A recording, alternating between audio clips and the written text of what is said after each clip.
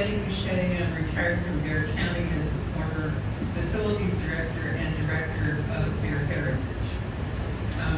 I'd like to reference a podcast that Nelson Wolf recently gave, and of course he's one of our godfathers. He referred to Project Marvel as a Gordian knot, which is a legendary knot that represents a complex problem that is solved with an unconventional solution. And he asked the question, who will solve this Gordian knot? Who's going to cut through it?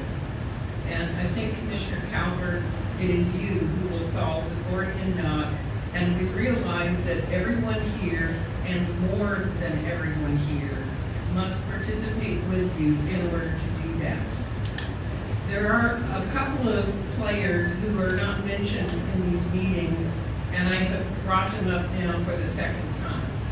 One is UTSA, who owns the land where the new arena is proposed to exist. UTSA, a signer of the non-disclosure agreement, went along with whatever the city staff had said, and it is the city staff who created this complex knot, not the elected officials.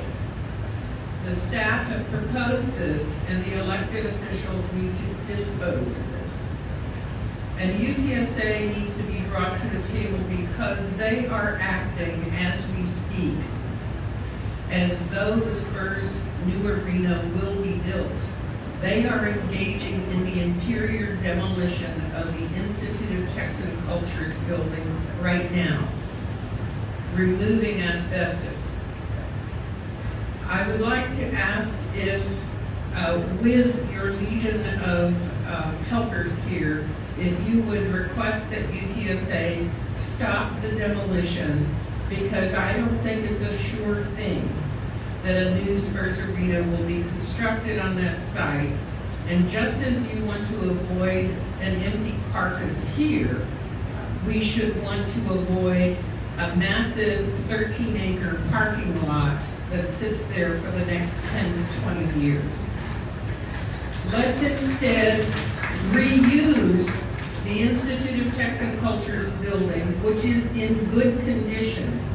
Their own engineers, Robert Kistner, have determined that it is in good condition.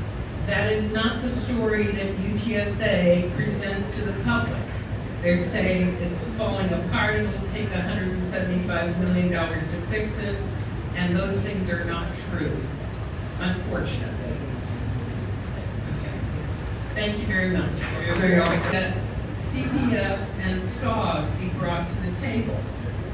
They not only will be impacted, and we realize they're not the decision makers and the prime movers in this. They are owned by the city of San Antonio, and they're reacting to it. No one has heard from SAWS and CPS what the impacts will be to their operations and how much it will cost for them to modify all of their infrastructure. And UTSA has actually proposed to build a new hotel on land owned by SAWS right now, right where their central cooling plant is located. How much will that cost? Who knows?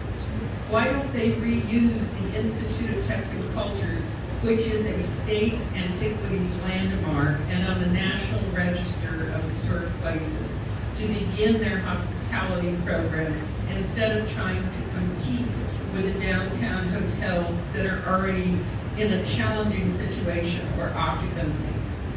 Finally, I'd like to address the traffic situation. If you think traffic around the arena, the Frostbank Center, is difficult now, imagine this part of the Gordian knot.